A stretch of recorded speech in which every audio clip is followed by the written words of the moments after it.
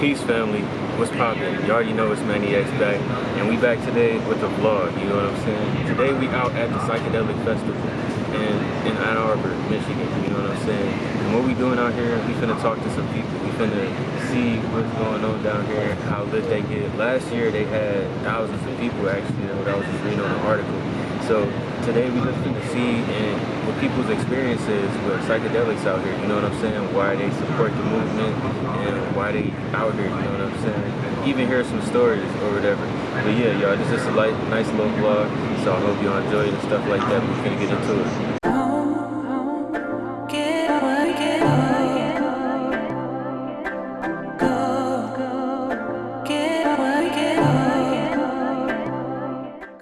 What's up, family? We got MannyeX back on the channel, obviously myself, and today we have the Tea Fairy.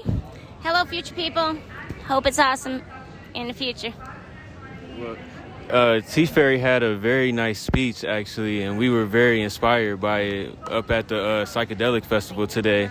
We wanted to ask you, like, what inspired you the most to get into the movement and stuff like that? Oh, well, I'm 48 years old. I was a psychedelic jackass in my 20s, and so I just took a lot of drugs. And I started writing for arrowhead.org, which is a psychedelic information site. I read a column on there called Tea Time. Psychedelic musings from the center of the universe, or I did till not so long ago. And I just, it's the most fascinating topic that I know about. It just blows my mind still all the time. And so, I mean, if there's an opportunity to have a platform about the most interesting thing at the most relevant time, then, what again, better to do sit around the house and watch South Park and scratch your balls. I mean, might as well talk about it. I feel that.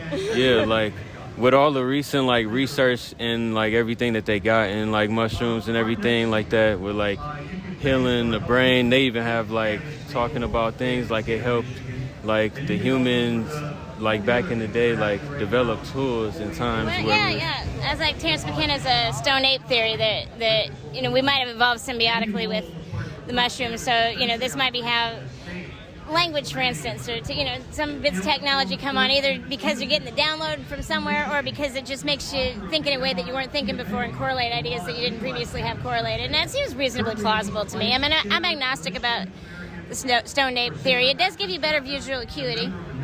And I can see how in some cases it might create more reproduction. Sometimes you just be like, I don't know what you're talking about, man. But in some cases it does. And then the ideas. Yeah.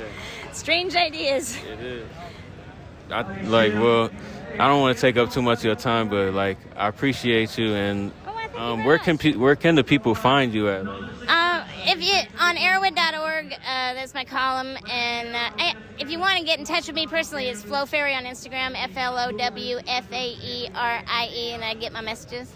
I was just talking about why the psychedelic revolution needs to honor the trickster, because I feel like it's been written out of the language in the medicalized model. There's a kind of sanitized, nothing to see here, don't check out the man behind the curtain. This is good for autism and PTSD and end-of-life anxiety and stress and and it's true. It's true that it is good for all of those things.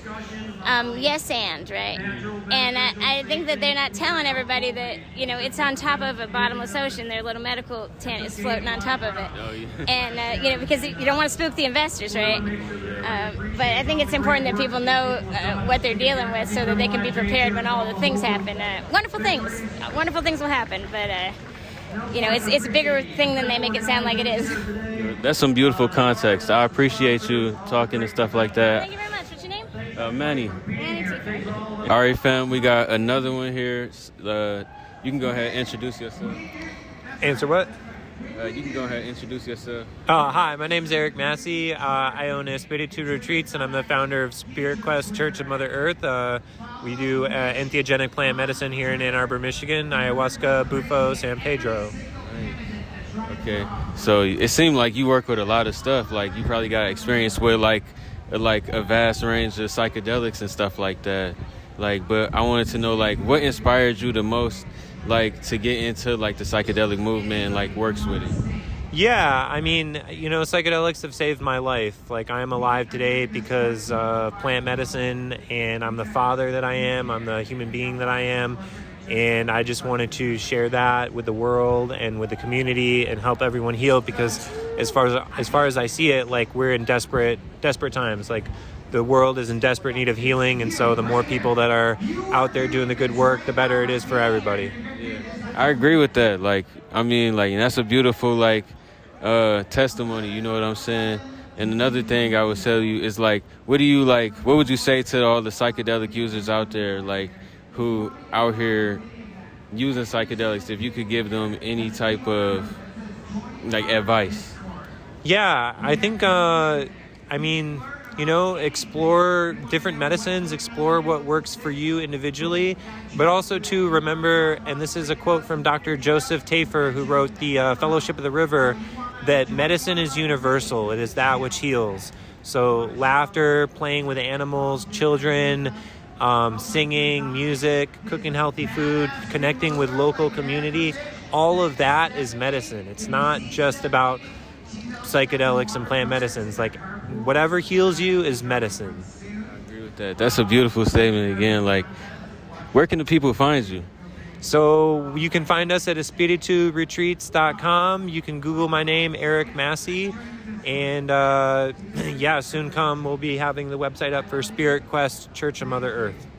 Okay. All right. Thank you for the interview. I appreciate you. Yeah, you're welcome, brother. All right. See you soon. Thank you. Take care. We started the Hash Bash in 1972 here on the Diag to essentially to extend the middle finger to the University of Michigan. We tell them, fuck you, we're going to smoke marijuana anyway. We're going to smoke marijuana wherever we want, whenever we want, and we're going to get it whether it's illegal or legal. Same thing with psychedelics. It's amazing to me to see the medical profession pumping for the legalization of psychedelics, because for all these years they've been dead set against people getting high on psychedelics. During the beautiful years of the hippie era in the 60s and early 70s, we proselytized for the use of LSD by all citizens in order to change the basic structure of our nation from being an ugly, oppressive place that fucks over people all over the world to an enlightened country where people are given a place to live, their health care is taken care of, and if they got medical problems, they got free health care. That's what we're looking for. That's what expanded consciousness is about. It's about having a better life for people. And here in America, we got a long way to go. It took us all these years to get the motherfucking police out of our ass. I've never been able to understand what business do the American police have inside our minds. We didn't hire them for that. We hired them to stop criminals, to stop people from killing each other, from stopping taking your stuff, not to stop you getting high. America should encourage people to get high. Oh, yeah. I certainly do. I think everybody, we used to have these great free concerts here in Ann Arbor. Ann Arbor used to be a great place. There used to be all kinds of great activities going on. Now you got the University of Michigan, they won. So this is their world. I don't like it. I like the one we had. Excuse me. I'm not a nostalgic person. I'm always looking for tomorrow. But when you come to something like this where we're all on the Diag, you know, I did this 60 years ago. What the fuck, you know? How long do we have to put up with this horse shit? That's what I want to know. When are they going to get the police off our backs here in America? When are the police going to, you know, and they got a candidate for governor in Michigan, a Republican that is a fascist. And she wants to spend $1 billion more on police in Michigan. Can you believe that? Excuse me. Usually the police are here keeping people from getting high. So they did that for about 50 years. They kind of gave up when they legalized marijuana. But you know, Our battle is never over with these people because they're trying to control us from top to bottom, from birth to death. I don't know, why am I telling you all this? You know, this is what I believe. My life has been shaped by the experience I had with peyote in October of 1963. It's almost 60 years ago.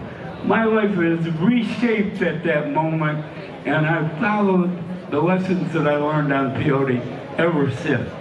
My activism, my work as a poet, a broadcaster, all the things I do.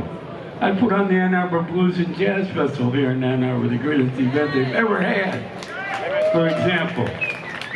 All this is inspired by the peyote I took, and then I took acid every week for a few weeks in 1966 and 67 with about 15 other people, and that's how we developed our consciousness to go ahead as a group and challenge the authorities of Michigan and the United States. That meant, you might remember this scumbag, his name was Richard M. Nixon. He was our president for 8 years. He ruined this country. And then you had Ronald Reagan, the Bushes, and then you had a creep called Trump.